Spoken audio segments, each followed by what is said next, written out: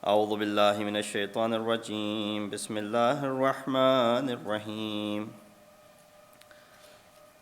الحمد لله رب العالمين الحمد لله الذي كان موجودا قبل حدوث الأشياء ويبقى بعد فناء الأشياء تفرد بالأولية والقدم ووصم كل شيء ما عداه بالفناء والعدم كما قال عز شانه كل شيء هالك إلا وجهه وكل نفس ذائقة الموت وقال كل من عليها فان ويبقى وجه ربك ذو الجلال والإكرام سبحان من لا يخفى عليه اختلاف النيات ولا يعزب عنه معاصي العباد في الخلوات سبحان الله الذي منه خلقة العباد وإليه المعاد فمن يعمل مثقال ذرة خيرا يره ومن يعمل مثقال ذرة شرا يره نشهد أن لا إله إلا هو الملك الذي لا ينازع في ملكه ولا يضاد في حكمه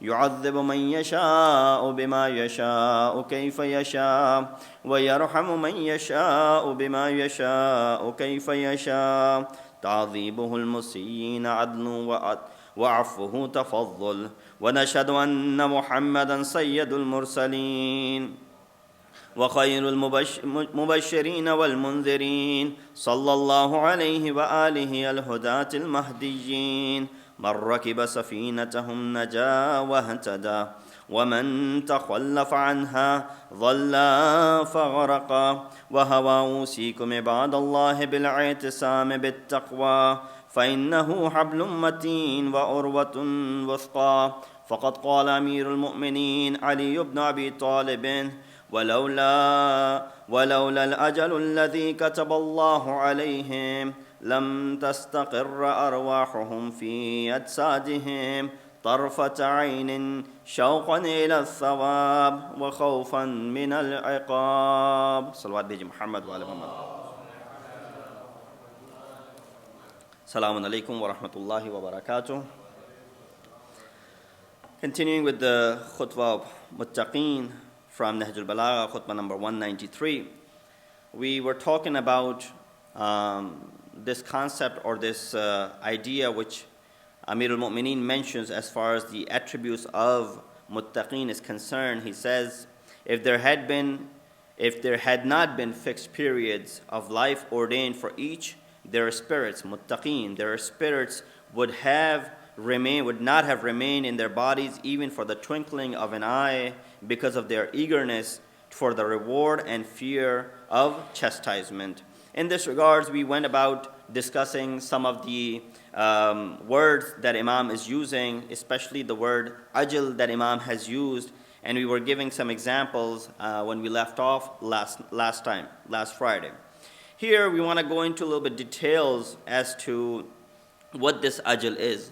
Our fifth Imam, Imam Muhammad Baqir ﷺ, was also asked in this regard, that in regards to the ayah which says, هُوَ الَّذِي خَلَقَكُم مِّن طِينٍ ثُمَّ قَضَى أَجَلًا وَأَجَلٌ مُسَمَّى عِنْدَهُ ثُمَّ أَنْتُمْ تَمْتَرُونَ, that it is He who has created you from clay to live for a lifetime, and the span of your life is only known to Allah subhanahu wa ta'ala.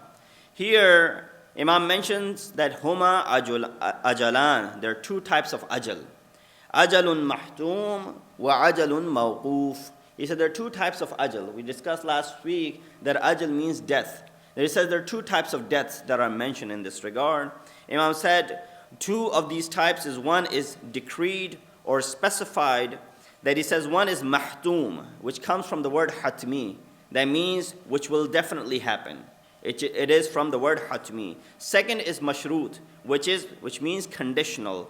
These two types are sometimes referred to in different words, such as mu'allaq, such as mahtum, such as ghayr mahtum, such as mutlaq or mashrut. We'll explain very briefly as to first type is and what the second type is.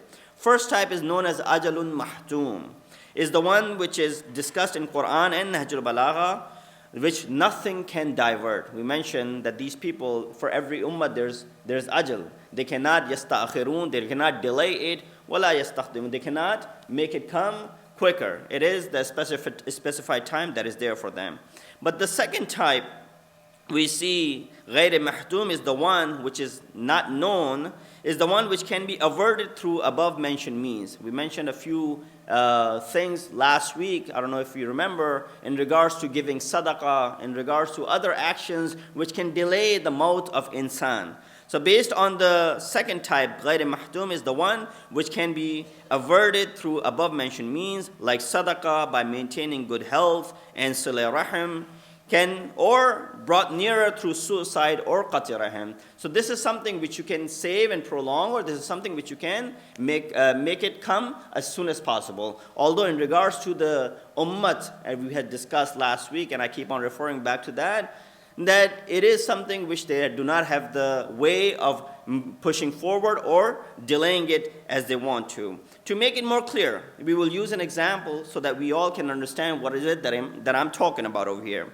It says when you buy a car, when you buy a brand new car, let's say for example, and this vehicle, you bring it out of a showroom, you can assess its runtime. So the company says that if you do everything correctly, it will go approximately 20 years.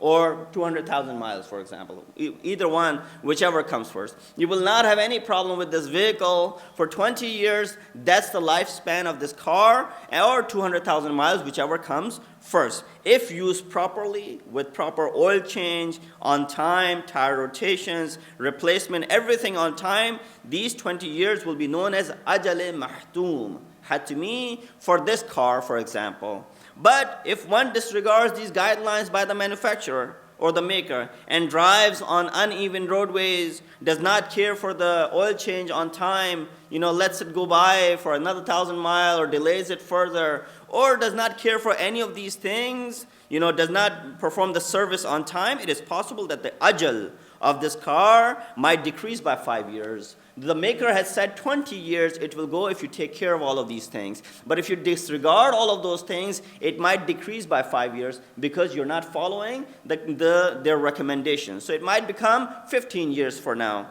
So we see these are the ways you can define this ajal mahtum. Aside from these two, if an unexpected accident takes place, which you did not know about, which neither the manufacturer can guarantee, nor is it in your hand, then obviously the ajal of this car would be maybe a couple of years, regardless of whatever guidelines that they have given, no matter how much you care for the car. But if an unexpected accident takes place, then there's nothing you can really do about it. Heart of insan is the same way. Its creator knows best how long it will remain. It will remain sound if taken care properly. For example, the way Allah subhanahu wa ta'ala has designed it, the ajal hatmi for this insan is, for example, 100 years, 80 years, 90 years, or 100 years. This is usually what we see most anyone can live. Imam Ali also says, nafasul mar'i khutahun ila ajlihi. Every breath that you take is a step towards your ajal, a step towards your death. This hadith is very interesting as it points out the limitation of every human being, that every step we take, we are moving towards our ajal. Although on this path, there could be ajal mu'allaq, which is unexpected. Which can reduce the natural lifespan into half, or sometimes even decreases by 1/3. So the lifetime of insan is the same way. If you go back to what we were discussing last week, many traditions point out that all the existing beings, according to their build, have naturally long lifespan. But on this way, there might occur unexpected accidents or events which might limit or reduce this lifespan, like the lantern or the kerosene lamp, right? For example, there's enough oil in it for it to run for 20 hours. It will be lit. It will be providing the light for 20 hours. But one blow of the wind or the failure to comply or rain or water on it will put it off right away. So the natural lifespan for it was 20 minutes or 20 hours. But because of these unexpected events, it could be decreases. This teaches us an important and undeniable aspect of life. which is the belief in Ma'ad, the day of judgment. Iman bi Mabda, where we're coming from. Iman bi Ma'ad, where we are going towards. Iman bi Mabda, where we came from, or the origination of insan, warns us that Allah subhanahu wa ta'ala is always watching over us at every place, at every time, and He is the closest to us when He says in Surah Qaf, نَحْنُ أَقْرَبُ إِلَيْهِ مِنْ حَبْلِ الْوَرِيدِ. We are closer to you than this jugular vein of your. Therefore, every intention that we make should first think of Allah subhanahu wa ta'ala, then insan himself, which made it more clear in this ayah, إِنَّ اللَّهَ يَحُولُ بَيْنَ الْمَرْءِ وَقَلْبِهِ. God is between a man and his heart, just so that we can understand from this analogy that how close Allah subhanahu wa ta'ala is with us. If this concept is understood, that God is always with you, هُوَ مَعَكُمْ أَيْنَمَا كُنْتُمْ, that He is with you wherever you might be, we will never step towards the path of disobedience of Allah subhanahu wa ta'ala. Salawat bhiji Muhammad wa ali Muhammad. And the example is very simple. If a thief sees a shadow in the darkness, that there might be someone, or there might be a watchman, or there might be a police or a guard, or a police, he will never steal. He will run away from the intention that he had come with. Likewise, if a person is watchful of his deeds, even if a child who can discern between good and bad, or even if a child who cannot discern between good and bad sometime sees him, he will never do that thing which is considered to be wrong in his mind. So if you and I consider something to be bad, we will even refrain from doing it in front of a child who can maybe discern between good and bad, let alone when we forget that at all times, Allah subhanahu wa ta'ala is watching over us. He's seeing over us. We care so much for a child who might be able to discern between good and bad, then we disregard Allah subhanahu wa ta'ala, who is the creator of all beings. Iman bi Ma'ad, that where we are returning, also reminds us that there's an end to everything in this world, and everything revolves around a system designed by Allah subhanahu wa ta'ala, and there will not be any mistakes in our records. The second thing that Amir al-Mu'mineen mentions over here, he says, عَظُمَ الْخَالِقُ فِي أَنفُسِهِمْ فَصَغُرَ مَا دُونَهُ فِي أَعْيُنِهِمْ. I'll mention this very briefly, keeping the time in my mind, and inshallah we'll discuss this in more details. Imam says the greatness of the Creator is seated in their hearts, in the hearts of muttaqeen, and so everything else appears small in their eyes or in their sight. A few examples thoroughly understand. We can understand the above text that Imam is saying over here. Imagine if twins are born. Every now and often you see someone has twins. So if twins, for example, are born to someone, and one is raised in a mountainous area away from civilization, whereas the other one is raised among the people, among the civilized people, among the latest technology that they have in their possession. When both of them reach the age of maturity and then they're brought to a moderate city, it's neither too advanced nor is it like the mountainous area where this other brother was growing up. If they're both brought into this moderate city for reunion, let's examine how they will be viewing the things that they see. So it's a moderate city. It's not too advanced, and nor is it like the mountainous areas. They will both perceive it the same. Will that be the factor? No. Obviously, they will not. Both will have different perception as far as the city that they are now in. First one will say that these people are living in paradise because he used to live in a mountain. And all of these years, he was living in a mountain with very limited resources. As soon as he comes to this moderate city, what will he think? He will perceive that these people are living in a paradise. They have everything available, whatever they want to. We were living behind a mountain, sort of like a hell. Whereas the second one will say, when he's brought into this moderate city, that why did they bring us into this hell? How backwards are these people? So both have different perception because one was brought up in civilized manner among the civilization with the latest technology. The other one was brought up in mountainous area. So both will be perceiving the things differently.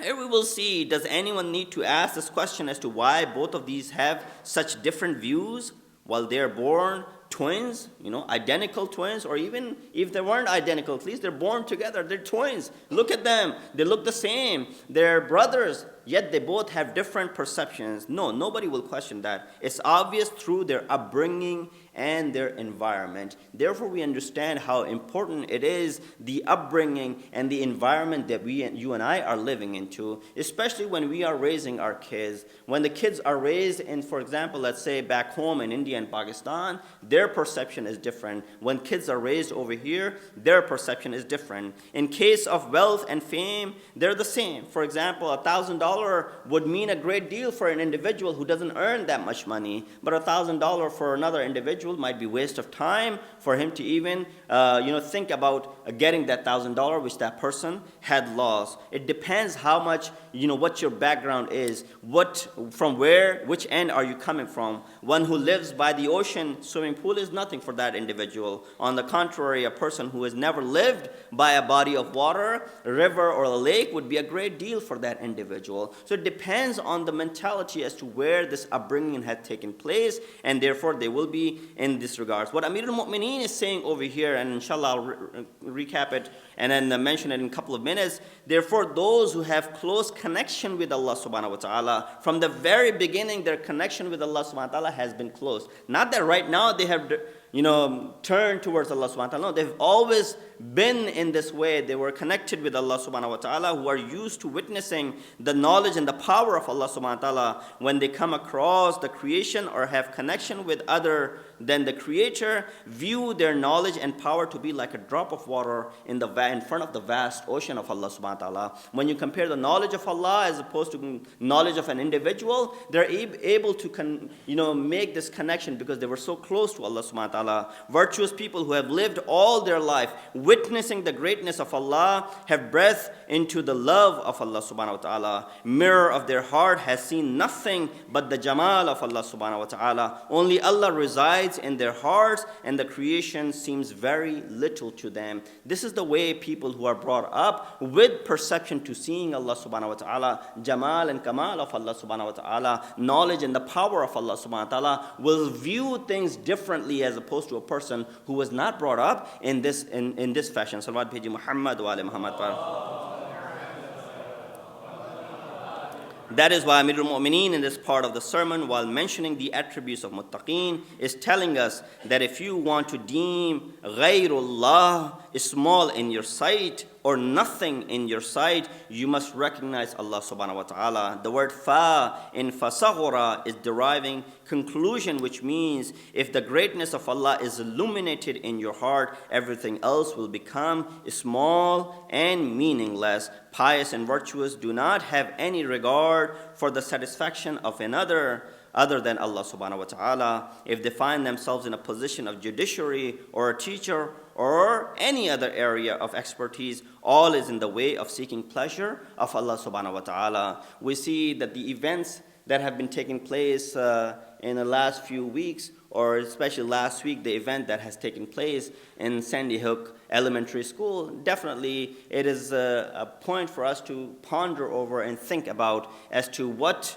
the environment has gotten to the extent that how a person will not even regard innocent kids, let alone if you have animosity with someone, you might be able to derive some sort of conclusion that this person, although killing another person is definitely something which is not permissible, but even if a person was trying to, attack adults or those whom he has some sort of animosity, you will understand the reasoning behind it. Up until this point, I don't think they're able to figure out what was the motive of this individual of killing these innocent kids who were ranging from ages 6 to 10, and the way brutally they were murdered. But unfortunately, while we grieve or we show the pain that we are as a community, as the American community, we feel the pain of these parents because the same way these kids, they had nothing that they had done in their life, anything that would be against this individual, still they did not deserve to be dead in this fashion. But at the same time, we would also like to remind that this sort of incident which took place, which should never be repeated, which should never occur ever in the history of mankind, is something which opens our eyes as well. Is the value of the life of individual. The value of the life of individual is equal regardless of which race or background you come come from. Whether you are white, whether you're black, whether you're young, whether you're old, the life of the individual is very important. And Islam also emphasizes on the fact that insan is, when Allah subhanahu wa ta'ala creates someone, the importance and the respect of this human being is utmost. And in some narrations, Allah subhanahu wa ta'ala, or rather Rasulullah, compares the respect of a Muslim as opposed to the respect of Kaaba. And comparison is very obvious when he does that. In fact, he brings mu'min above the Kaaba as well. I don't have time to go into the details of that. Just going back to this point, that the life of every individual is important. But if events such as this occurs only once, which should not be repeated, happens for the first time over here, people really grieve for it. They worry about, their kids, and they're worrying about, obviously sending kids to school. Now, no place on earth is safe. If we go to the masajid, if you go to other places, churches, if you go to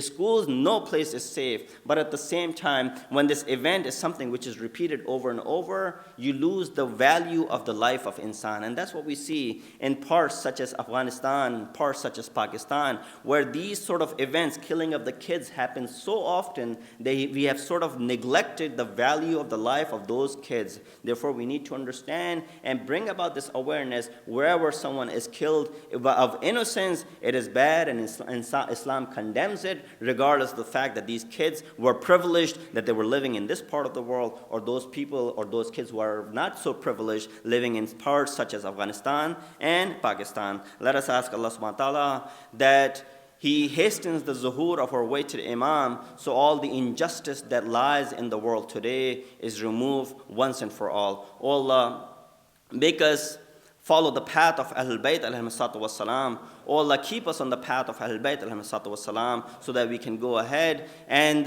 distribute the knowledge of Ahlul Bayt to all across the globe and all the people around us as well. Inna ahsan al-hadith wa ablagh al-mu'idha kitab Allah a'udhu billahi minash shaitan ar-rajim. Bismillah ar-Rahman ar-Rahim. Wal asri innal insana lafi khusr illa alladhina amanu wa amilus salihat wa tawasaw bil haqqi wa tawasaw bis sabr.